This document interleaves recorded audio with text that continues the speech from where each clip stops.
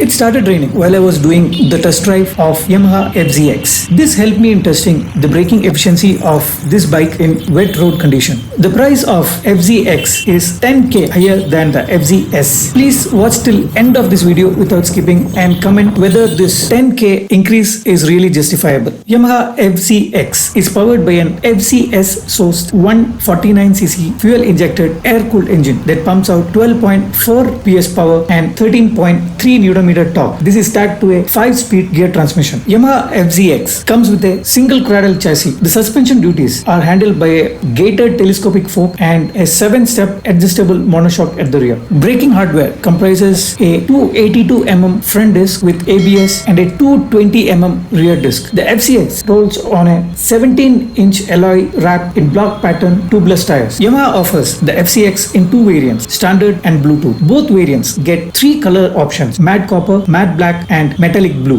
The FZX sports a neo-retro design. You will get a round LED headlight with DRLs. Contrasting the paint scheme, you get a blacked out components such as the engine, fenders and the black alloys with highlights. FZX full LCD instrument cluster is compatible with the Yamaha Y-Connect app. It gives access to SMS alerts, mileage details, last park location and any malfunction alert. Other notable features include an USB charging port and a side stand engine cutoff switch. Yamaha also offers LED indicators, engine guard, seat cover, tank grips and chromed out rear view mirrors as optional accessories with additional cost. Let me take this bike for a ride and share my ride review, experience, the pros and if I feel something is missing in this bike and which can be improved.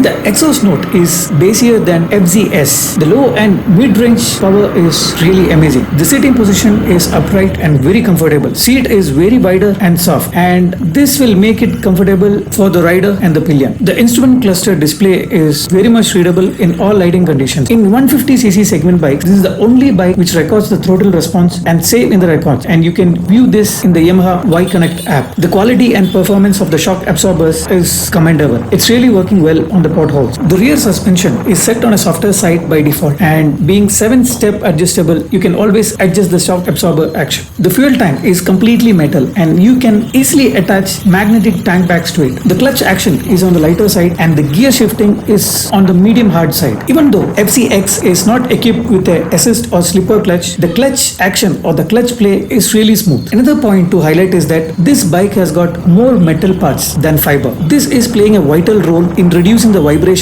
at higher RPMs. Yamaha has really worked on mirror positioning and the mirrors on FZX. One of the regular feedback what we get from Yamaha riders is that the mirrors in Yamaha bikes has got lot of grey areas or blind spots. Yamaha has looked into this concern on a serious note and resolved this issue to a great extent. Yamaha FZX has got a retro looking mirror with less blind spot and it's wider and the visibility and field of view is really good. The power sweet spot of this bike is around 5000 RPM and 80 to 90 km speed per hour. Till 8000 RPM vehicle kicks in very easily. There is no vibration and the bike is absolutely in control and the engine feels very much refined. I felt the vibration when I touched 110 km speed per hour, but this vibration is not to that extent which needs to be pointed out or to be considered as a point of concern. If you are driving at a speed of 80 to 90 km per hour, you can ride this bike for hours. You will not feel any stress or you will not feel that engine is strained out. The ride is very much smooth and comfortable. The turning radius is equally good. The handlebar is really comfortable for daily commute, but it may not be that great for an aggressive ride or aggressive riding position. The front brake is really cute compared to the rear one. The disc brakes along with the block pattern tires, it's really providing a